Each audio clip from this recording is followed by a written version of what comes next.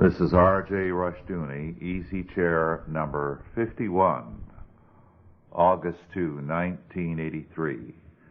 We're going to continue our previous Easy Chair talk with John Stafford, only this time we're going to go into a different area.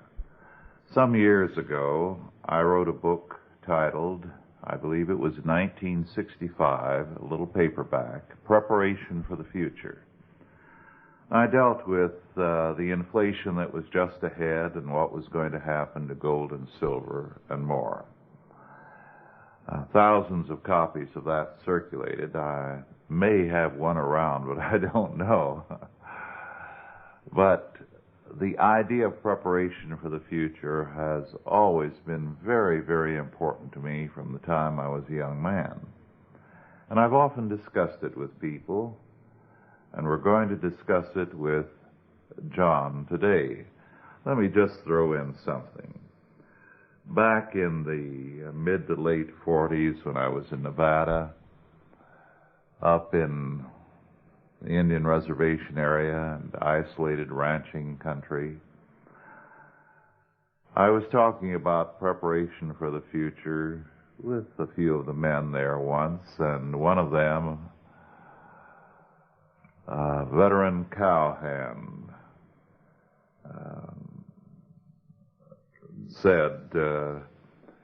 he said, well, you know, about preparation for the future. He said, a while back I was at the spring roundup when we were branding calves, and I wasn't careful like I usually am, and I jumped off my horse and walked a few feet away to relieve myself.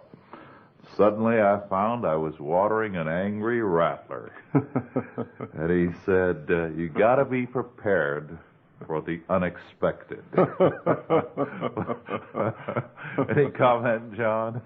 Well, I don't know much about branding calves, although my dad, I've got a picture of him with a 10-gallon hat on a horse rounding up wild horses in Wyoming, because my grandfolks, the Olsons and Staffords, homesteaded in eastern Wyoming, not too far from Lusk, where Jim Watt is, in the early part of the century.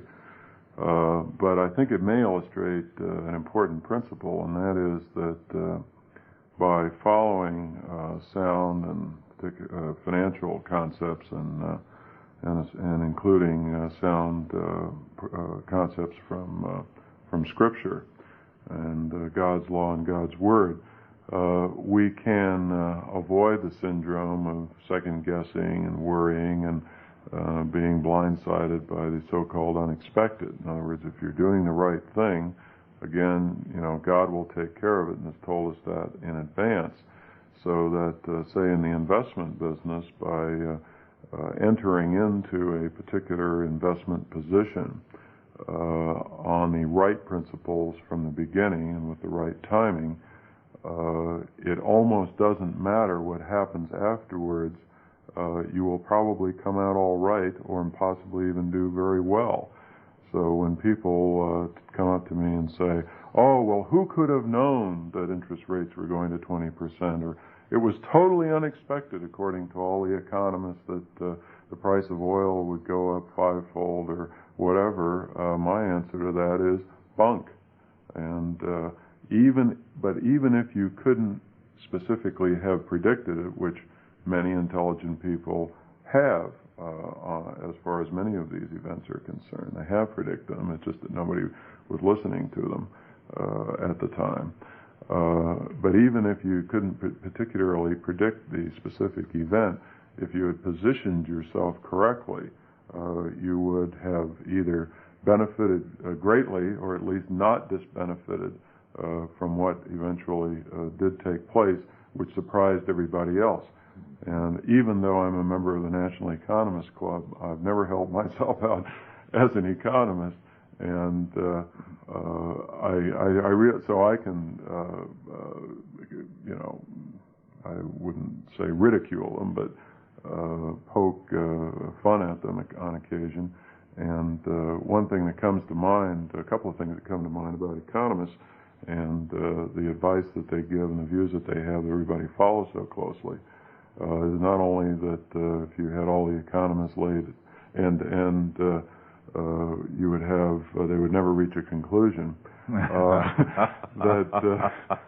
That also, when you read in the paper all the time the phrase "economist surprised," and it seems that they're always in a perpetual state of surprise. They never seem to be in sync with the markets. They never seem to be in harmony with economic trends, and they seem to be living, to refer back to our previous tape, in a world of fantasy and constant self-delusion. So my instincts have always served me well, and I'm very glad now in the last many years, because my clients have been quite fortunate in their investments, that I dropped both Econ 31 and Econ 32 at the University of Maryland in successive semesters, because within the first class period or two, all I heard from the professor, the neo-Keynesian professor, was gobbledygook, and I feel that if a person can't intelligently and clearly express the idea that he has in mind without using a lot of jargon and so forth and so on, that I'm not interested in what he has to say. Yes. So I learned my economics and finance from the School of Hard Knocks, putting my own money on the line for years and years before I even had the temerity to think that I had any right to offer advice to anyone else as to what they should do with their money. Well, you know, we lost a very good friend here not too long ago, in the past month, as a matter of fact. He was the bank manager at the local branch of Security Bank, a classical scholar, by the way, with a degree in How unusual for a banker. Yes. And he was at one of our staff breakfasts just recently before he left, promoted to another branch bank. And he made this remark about bank economists. He said, bank economists can give you the most brilliant and learned reasons to explain why they are always wrong. Exactly. Well, that sounds like energy experts. The Wall Street Journal on the, I think, top half of the first page of the second half of a recent article, of a recent edition. The article, I think, was entitled Energy Experts Almost Always Wrong, and it pointed out that almost all of the people who hold themselves out as energy experts or consultants are almost always wrong 85% of the time. Again, they're totally out of harmony with the flow of what's happening in the world. And I think a lot of it has to do with over-intellectualizing. I think a lot of it has to do with the fact that they're not soundly based. I remember, from Scripture, Matthew in particular, where Jesus talks about building your house on a sound foundation of rock versus an unsound foundation of sand. And when the storms come and beat against it, the one is washed away and the other one holds. And I think that this really goes to the heart of why these people are so consistently wrong, to the point where by doing the opposite you can be a winner the vast majority of the time, because their thinking, or lack thereof, is not soundly based, and perhaps because they don't have a theological basis for it. As I said, my workshops were entitled Investment Strategy from a Political Perspective, and I found myself saying a lot of things which were true and they worked, and I think from my early training in religious topics, that even without knowing it subconsciously, I had some good sound reasons and foundations for giving people the advice that I was giving them. But my personal quest recently, the last 2 or 3 years, has been to try to find the proper scriptural and theological foundations for the principles and advice that I've been articulating in my letter and at these investment workshops and in direct dealing with my clients as a broker and investment advisor. Now to get to some specifics, John. A few days ago, we were at the St. Francis Hotel where you had been attending the conference on investments. And the men there were divided between an inflationary expectation and a deflationary expectation. Do you want to comment on that specifically? Because it makes all the difference in the world how a person prepares themselves. Exactly. You have to know what war that you're likely to face to be able to prepare for it. And I think that to be forewarned is to be forearmed. So if you know or have a reasonable expectation that X will happen, that you'll prepare for X rather than Y. I'm glad you asked this question because this, of course, is a major topic, a very important one in which there's quite a bit of division, and even among the professionals. And maybe I could start by doing something I think is extremely important, and perhaps we're having a loss by losing Senator Hayakawa of California because he apparently was the only semanticist in the United States Senate.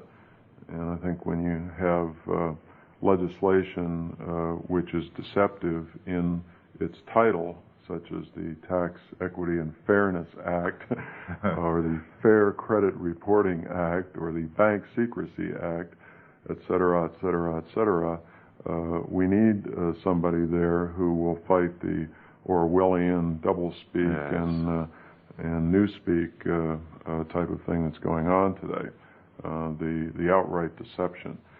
So if you, to address this topic, I think it's important to start with a proper definition. And so what I would say is that contrary to what most people mean when they talk about inflation and depression and inflation, that we should concentrate not so much on the effects, which is the increase or decrease in the general price level, but rather on the cause, which is the increase or decrease in the total quantity of money and credit in the economy, and not just this economy, but the world economy, because what's going on in terms of credit creation outside the United States has an impact on our own markets, let's say the stock market, because that money pours in here and is a demand factor, let's say, for stocks.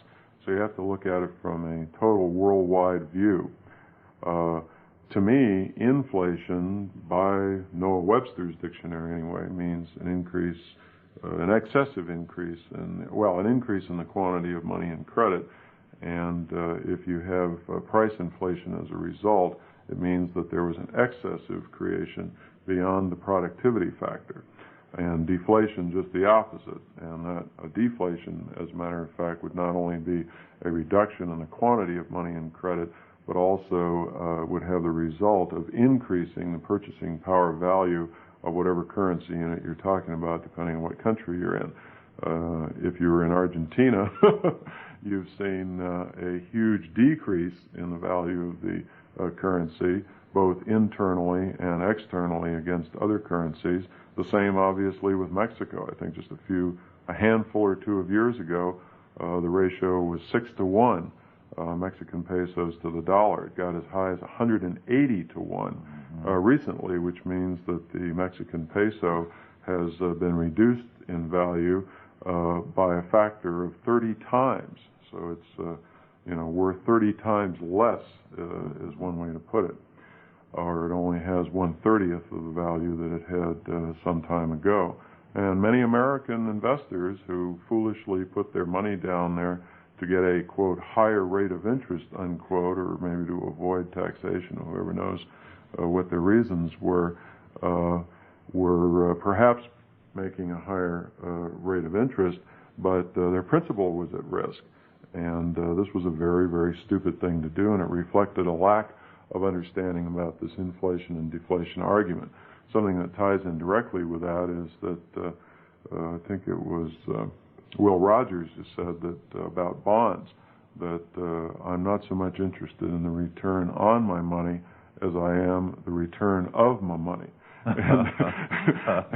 And so in an inflationary environment, if you put your money in owed assets or in dollar-denominated assets such as bonds, where there is a promise to pay, that is a very foolish thing to do, because the issuer of the security is at some point in the future either going to renege on his promise to pay or will not be able to, and either way it has the same effect on you.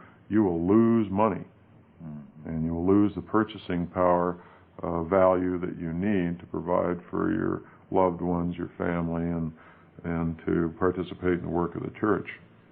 So I come down on the side of inflation being the prospect for the foreseeable future, partly because there is no evidence to the contrary, and I'm very evidence-oriented and fact-oriented, and everything that I see, almost without exception, I guess the only exception would be an accidental deflationary crash that might come out of the blue.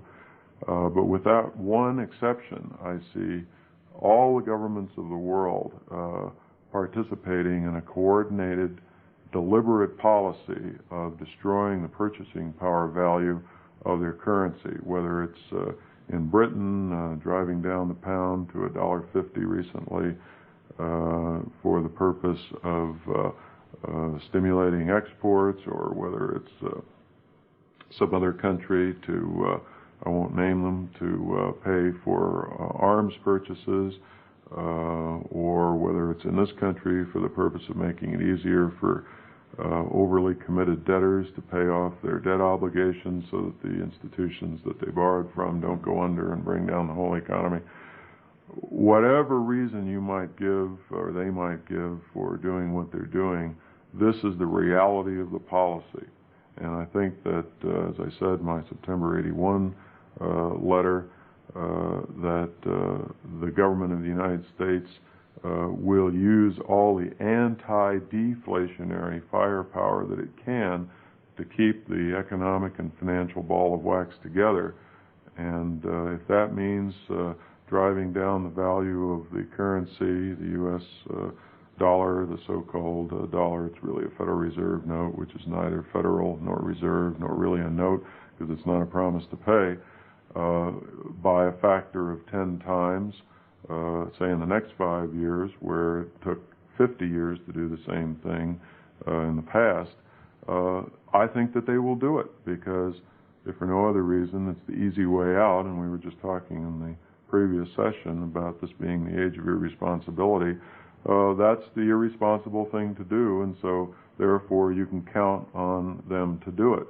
The obverse of that coin is to say that you should be in gold or in gold-related assets when you're facing an inflationary prospect, because, again, going to the irresponsibility thing, being long gold or owning gold is the same as being short human nature. Selling short is to sell something you don't own at a high price, hoping to be able to buy it back at a lower price. And I think that being short human nature, counting on human nature to be bad or to be flawed at least, is about the closest thing to a sure thing that the markets ever give you.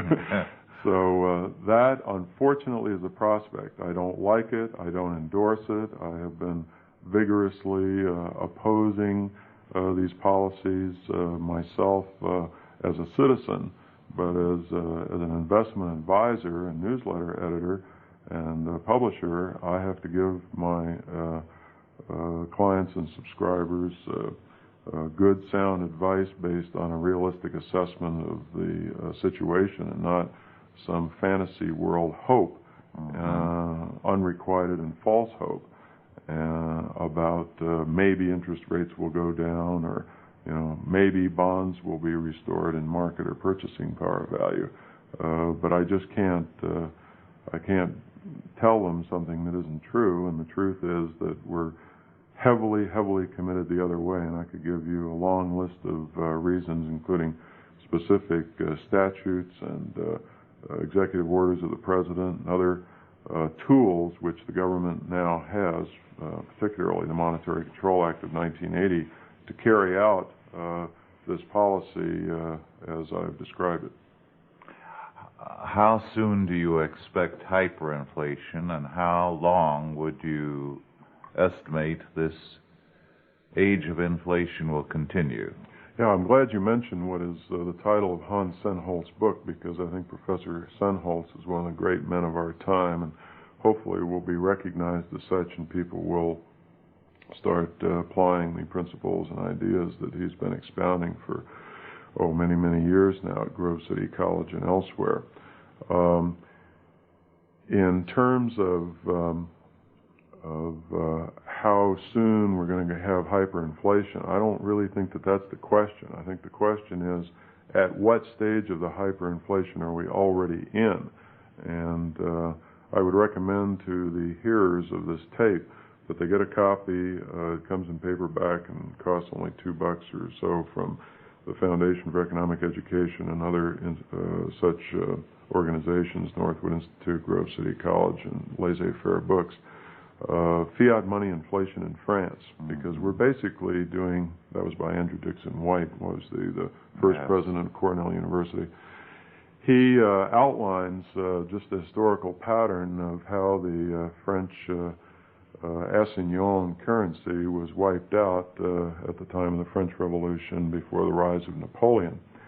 And we're basically following exactly that same pattern. And I believe that the last 2 years were just a normal, cyclical, temporary pause in the longer-term process. How long this can go on, no one knows. I don't know. I don't know anyone that can tell you with certainty. But there is a principle which sounds a little strange, a little crazy, but it really actually works when you're dealing with markets, and that is that a trend, once set in motion, continues until it ends. And what that means is that you have to go with the flow, as Richard Russell says in the Dow Theory Letters. You have to stick with something until you see signs that it's changing. And so I see no signs at this point, and no prospective signs for the next few years, that anything will be done to change in a radical way from an inflationary prospect to a deflationary prospect. So I would basically count on this to be the case for the foreseeable future. Now, for the foreseeable future, I mean the next many years. I do see the possibility, based on economic studies of wholesale prices and the long wave economic cycle, that we could well have a very scary recession, which might even be called a depression in the late 80s, which a lot of people would talk about as being deflationary. And again, in the mid to late 90s, it could well be that we could have a very scary economic decline, which could in fact be associated with a debt collapse and actual deflation or restoration of purchasing power value of money. But that's a long way off. I think you have to monitor these things on a day-by-day, week-by-week, year-by-year basis, but still have the overview. I think overview is extremely important, to have a context within which to work, and then make reasonable modifications in your scenario as you go along. What you're saying is that we're going to go on having inflation because both the civil governments and the people want the kind of debt living we have. Exactly. It's the easy way out. It allows the homeowner to pay off his home in cheaper dollars. A perfect example of this would be just to look at the statistics for the decade of 1970s. In nominal dollar terms, which everybody looks at and no one should really care about, in my opinion, the average worker was getting about $10,000 a year in 1970. In nominal dollar terms, he was getting about $30,000 in 1980. In real purchasing power terms, he actually had $200 or $300 less at the end of the decade. About $60 less, $9,930 some odd dollars in terms of real purchasing power. And so he actually had a decline in real income. However, if he had bought a house for, let's say, $30,000 in 1970, and maybe he had a 6% mortgage, when in 1980 the mortgage rate was 18 and the house had appreciated in nominal dollar terms to $90,000, well, at least on paper, yes, he was better off, because the effect of the government policy of destroying the purchasing power of the dollar was that he beggared his creditor neighbor. He was not paying back the creditor, the savings and loan, the bank, the mortgage company, in honest dollars in terms of purchasing power of the same value as he received to purchase his house in the first place. And that's basically what we've been doing the last 50 years. We've been beggaring our neighbors. We've been taking, in effect, from others something of particular value today and paying them back in, say, a currency unit which is worth much less a few years down the line. And we're beginning to see many of the negative effects of this. I could talk about Social Security. I could talk a lot about a number of specific areas, if you wish. But that, I think, says in a phrase what the basic process has been. And it's really, if you want to get down to it, it's theft. And you're the expert in that area as far as biblical law is concerned. Well, in 1936, a book was published, A World in Debt, by Tilden. And in the course of that, what Tilden said was that Roosevelt was trying to inflate the economy, right, but it wasn't working at the moment, because he said, inflation can only work when people have larceny in their heart. Yes. And he predicted that that was going to come before very long. And of course, when the war ended, that's exactly what did happen. You had a different moral outlook, and people did have larceny in their heart. And in terms of that, what we can say is that when people stop having larceny in their heart, inflation will end.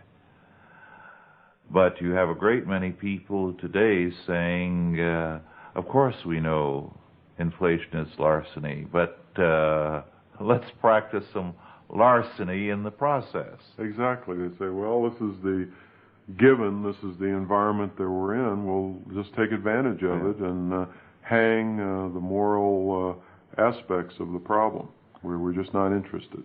And the result, of course, is that the whole world is going to go under, because everybody's going to get into the larceny game. Exactly. Why not? I mean, the people who have been on the outside looking in are going to join in and say, why not? Yes. So we have the foreign states who are borrowing from our banks with larceny in their hearts. The bankers have their own version of larceny in the process.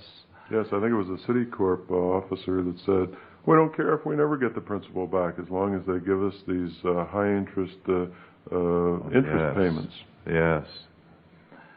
And the people in the street have larceny in their hearts. And then they wonder why the country is falling into more and more lawlessness. Exactly. But every age of inflation has been marked by a decline in ordinary law and order. Absolutely. Well, if you destroy the basic counting unit of society, which is the currency unit, the money, it has a negative effect on all other values, and they're all pulled down into the pit. One could almost simplify it by saying you either take the Lord and His word seriously, or you have inflation. That's right. You're going to pay a price for larceny in the heart. Exactly. And it shows up in all kinds of of different ways. I think it leads, among other things, to a feeling which we touched on earlier of just taking the easy way out. And I'm quite concerned, this is a little bit off the topic of investments, I guess, but I think it is connected, with this problem of abortion on demand. And I understand that in the District of Columbia, over 600 pregnancies per 1,000 pregnancies are terminated by abortion. Well, that's horrible, but it's a perfect example of taking the easy way out. And with my investment clients for a number of years and trying to explain these principles to them, I told them that, yes, there was a tax revolt brewing, and yes, Proposition 13 in California and 2.5 in Massachusetts and so forth were evidence that the people were getting fed up with taxation and high general price levels. But I said that this type of attitude on the part of the public would only continue until such time as the price of the average single-family residence held up or continued to go up.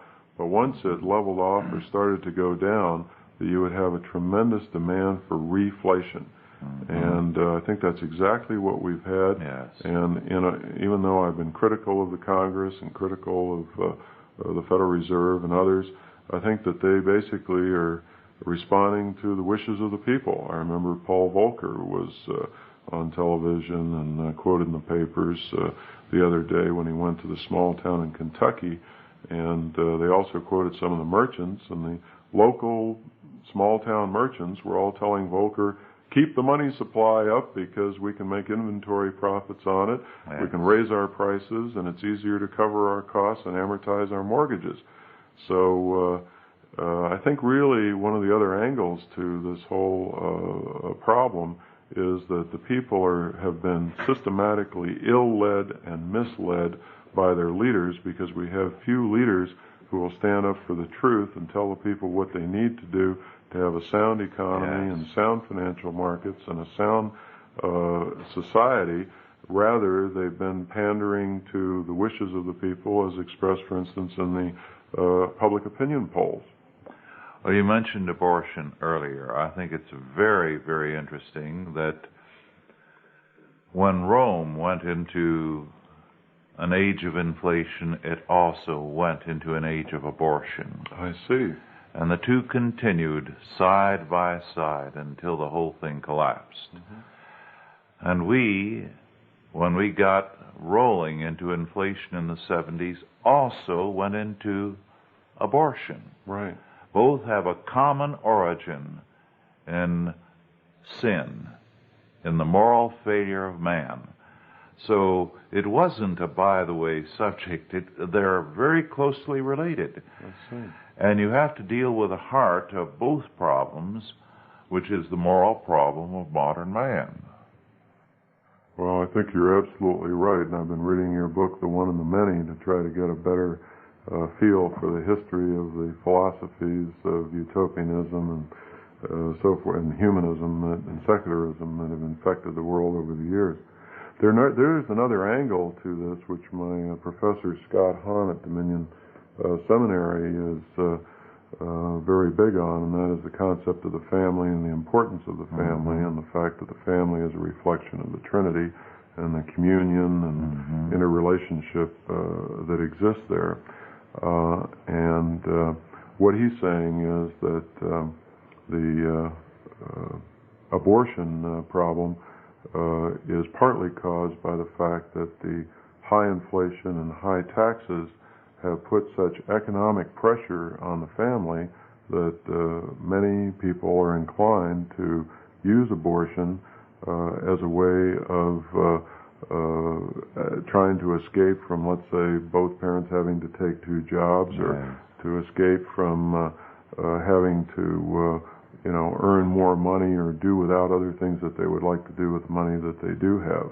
So it's really destructive of the family, which is the central unit of society.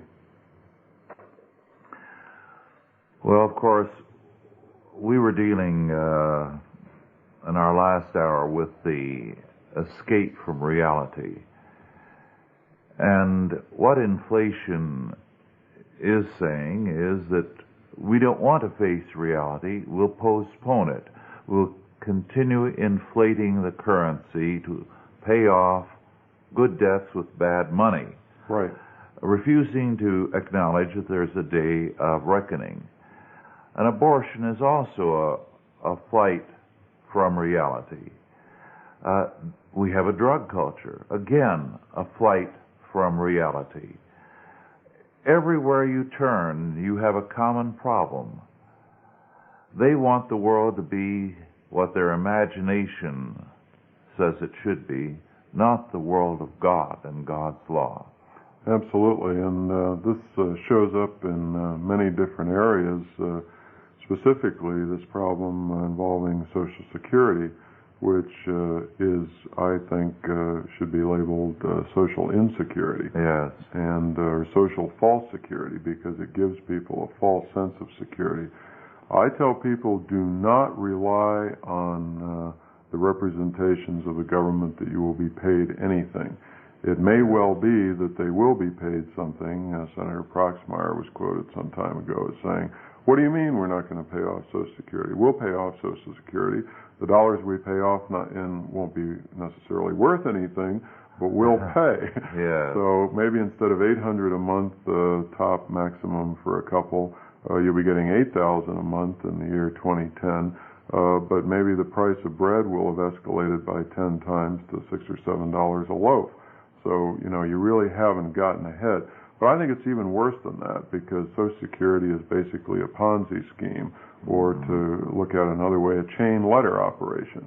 And those who got in early, who paid in very little, get the greatest reward.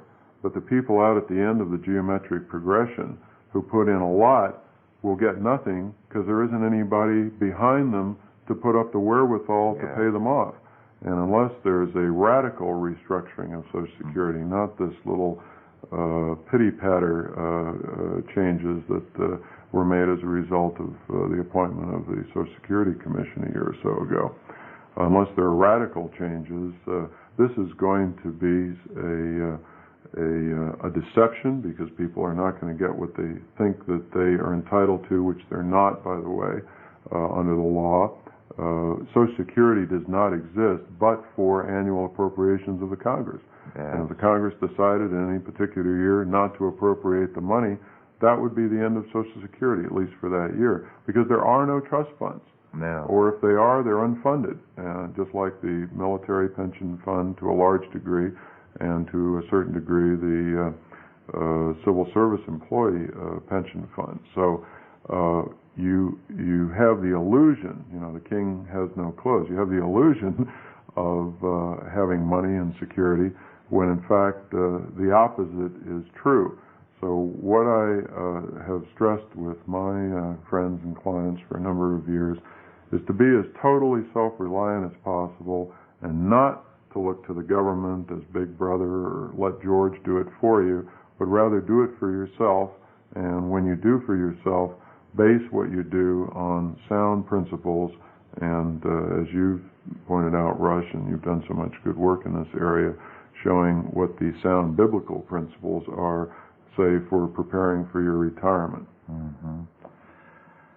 Yes, one of the things that's necessary here is to restore the integrity of the family and its responsibility here, both in the area of education and in the care of its own members.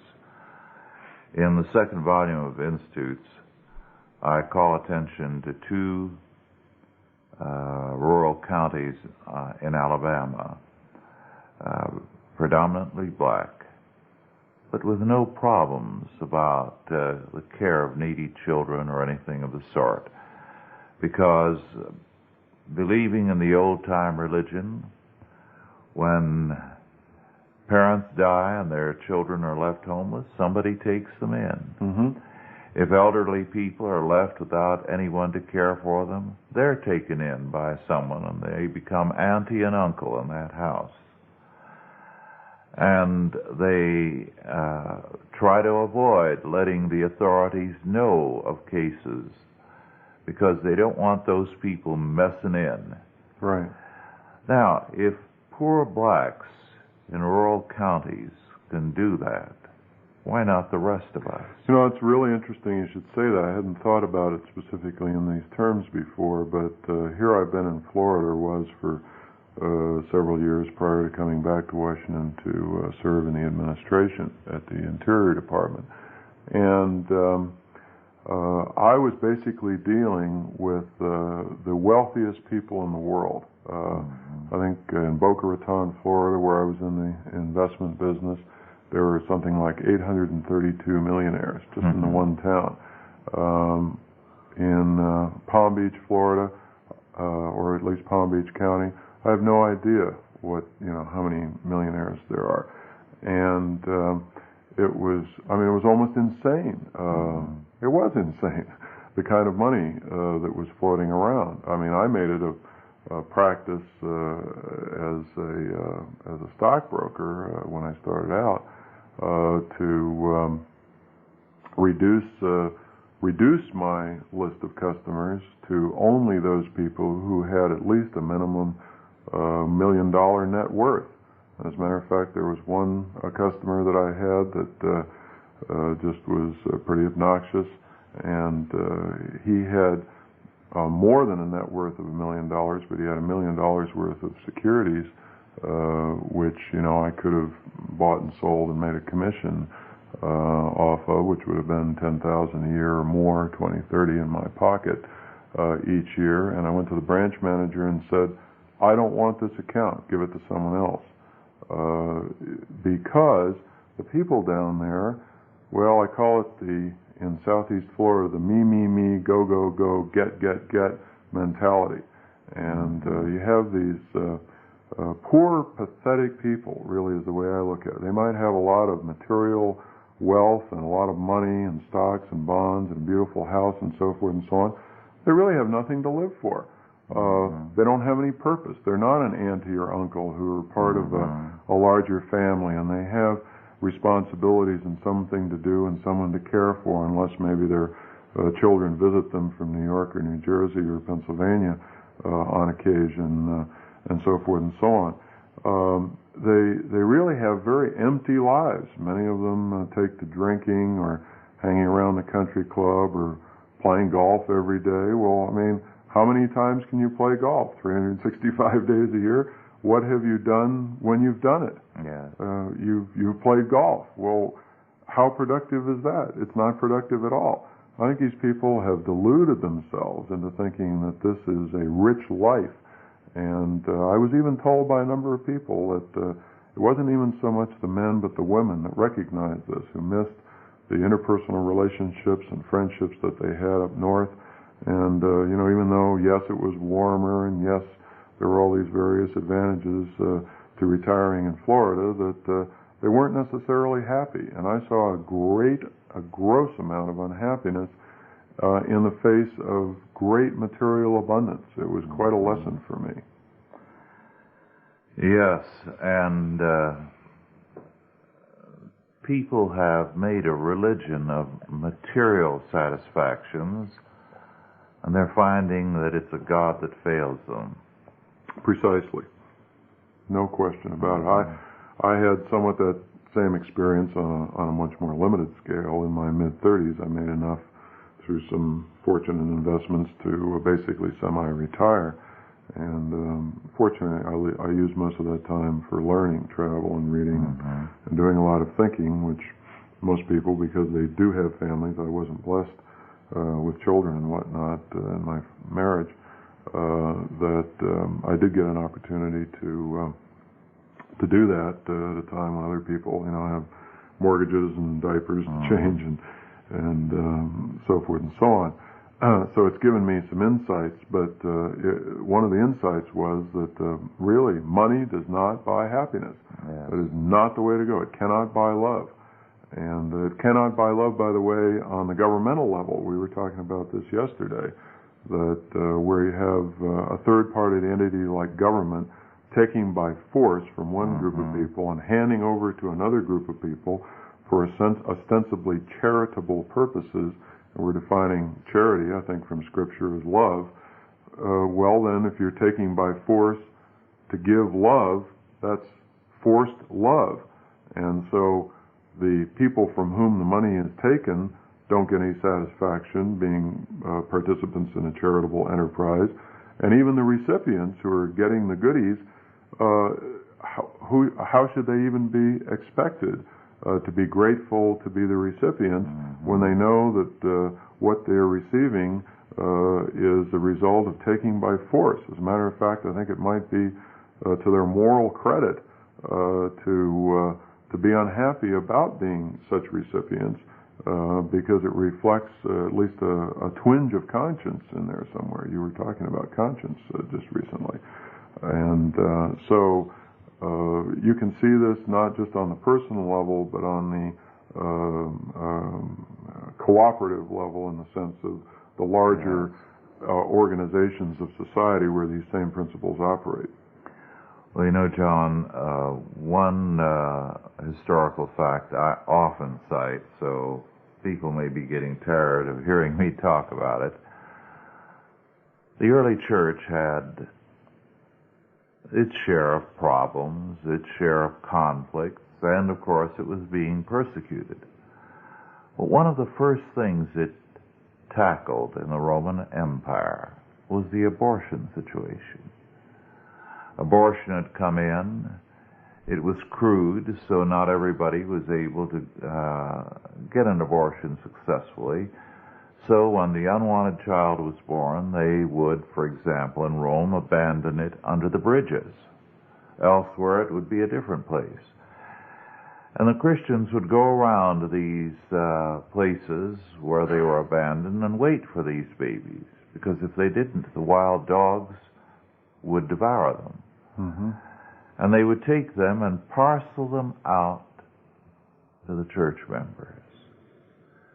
And this was one of the critical ways in which the church grew so rapidly. I was going to say, that's a great way to build up your membership. And can you imagine what would happen in the church today if, let us say, the pastor or his representatives would knock on the door and say, here's a baby for you, and go to the next door and see them and say, here's a baby for you.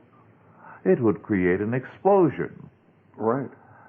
But it was done routinely there, which means they had a sense of responsibility. Right. They had a concern for that life. Now, beyond occasionally getting them to sign a petition about abortion, you only get a minority of Catholics and Protestants who are ready to fight on the issue. That's an interesting contrast because here you have voluntary taking in of children versus what the government is doing with Social Security. Yes. With Social Security, when it started, there were 30 contributors for every recipient or beneficiary. Today, the ratio is 3 to 1.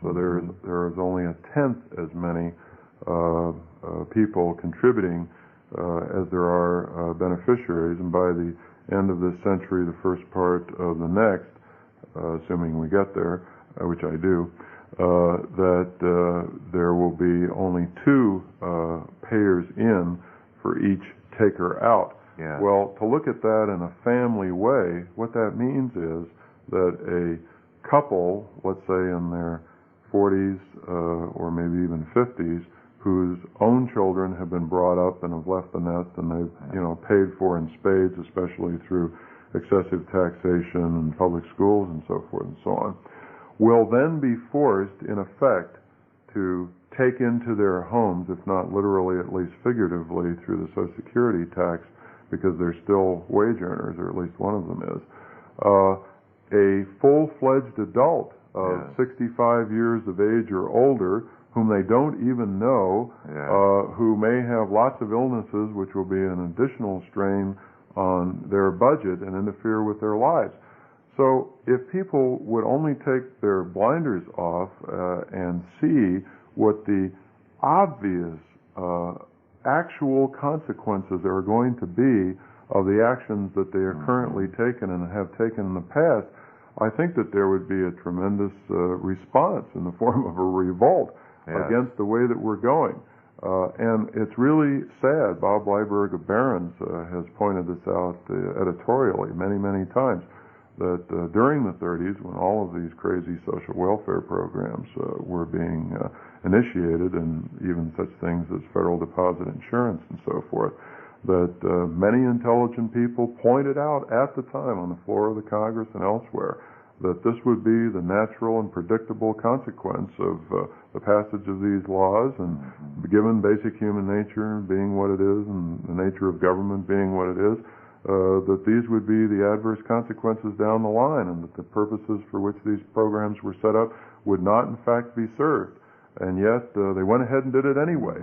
And it almost reminds me of 1 Samuel 8, where the king was called for by the people, and Samuel tried to deny, and the Lord said, no, let them have the king, but tell them what it's going to be like when they have him. And he outlined exactly what was going to happen, that in contrast to God, who is the great provider, that the king would do nothing but take. He would take their money, he would take their first fruits of their harvest, he would take their children, their sons, and send them to war. He would take their daughters and make them bakers and so forth and so on, and perfumers. But he would do nothing but take. And yet, what did the people do? They still demanded the king. For what reason? Just to be like everybody else. So here we are. I mean, whenever I hear somebody say, oh, the United States is so backwards, we're undertaxed, like George Will saying we're undertaxed, or we should be like Sweden, you know, they have this wonderful welfare state where everybody is provided for. I say absolute nonsense. I mean, the people that came to this country who were driven out of the south of England by James I, who's given the greatest credit apparently for populating the colonies than any other man, and the people that came from Germany and France and all the other parts, Italy, of Western Europe, they were coming to flee that same kind of socialistic nonsense and utopianism. And then we have all these people today who go around saying we should be just like the way Western Europe has been and is today. Well, I say absolutely not. I mean, the whole idea of this republic is to be very different from the rest of the world. We're based on different principles, Christian principles. Well, I should get out of the pulpit. You're the one that's the ordained minister, but maybe you could follow up on that point. A book that both of us know and think very highly of, Dr. Charles Rice's Beyond Abortion, says that given the premises of the decision, the courts now say that a person is not to be biologically defined, but legally, so that a fetus is a non-person. And Dr. Rice predicts that by the end of this century, given the continuation of the current trend, elderly people, sick people, will be defined as non-persons. Right. And it could very well be that Christians may be defined as non-persons. I see that trend in the courts today. Well, the Jews in Germany were defined as non-persons for the purpose of the Holocaust. Now, people are not going to change that by being armchair Christians. It's only if they have the same kind of dedication those early Christians did, who took in those unwanted and abandoned babies, who are ready to say, I'm going to pay a price with my life somewhere down the road, or my children will, if I do nothing, and I'd better pay a price right now for freedom. Right. An ounce of prevention, I understand, is worth a pound of cure. Yes. And I think it's time for Christians to wake up to what's ahead of us. What we face is a fearful thing. It really is. And Charles Rice's book goes on, it's Beyond Abortion, the Theory and Practice of the Secular State. Yes. And tying this into Social Security, I saw some statistics recently that said this, that the lady who recently died at age 96 or whatever, in, I think it was Chicago, who had paid in $22 total in Social Security. That was the total tax in the first year that it went into operation, and then she immediately retired. It reached age 65 the following year and was on the take for the rest of her life. I think she got upwards of $100,000 or more for a $22 contribution. Well, what it is today is that a young person of age 20 will pay in $320,000, not $22, $320,000 during his working life. Well, what is he going to get back for it? The government doesn't have any money. The only money government has is what it takes by force from the citizens through taxation, which is a forced exaction defined by the Supreme Court. Now, if we get to that point, do you think that the people will pay up? No. They'll say, why should we pay for these older people? Besides, they're already crippled and they need a lot of attention and medical care costs are high. What's wrong with putting them to sleep? Yeah. And so I see the threat of, I don't know what the correct term would be for killing the elderly. Euthanasia. Euthanasia, the same thing as infanticide at the other end of the age scale. But I see that as a literal, physical, real potential threat, even in the United States of America. Yes, I do too. And as long as church members go on figuring all they've got to do is to fulfill their duties to the local congregation, keep a pew warm periodically, nothing's going to change. We're going to get more of the age of inflation, the age of abortion, and we'll move into the age of euthanasia and worse. Well, all that is necessary for evil to triumph is for good men to do nothing. Yes. Edmund Burke. Yes. And I think you're absolutely right, Rush.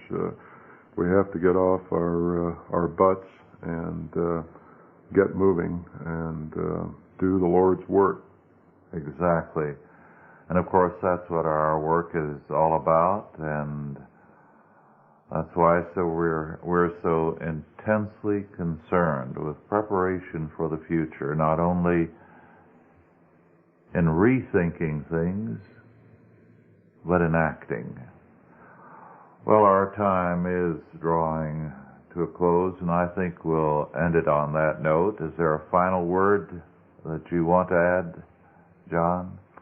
Well, I hate to quote a former Democratic congressman who I think was expelled from the House, but and I don't think he necessarily meant it in the same way that we do, but Adam Clayton Powell was always saying, keep the faith, baby. And I really, in a more serious vein, I think we in fact do have to keep the faith and trust God to provide and do His will, and we will be taken care of just as He's promised in Scripture, both in the New and Old Testament. Thank you, John. I'd like to tell all our listeners that you're going to be back for a month a little later, and at that time perhaps there's some other subjects we can go in together. Good, if you would like to. Sure, thank you. Very good. Well, thank you all for listening, and we'll be with you again in 2 weeks.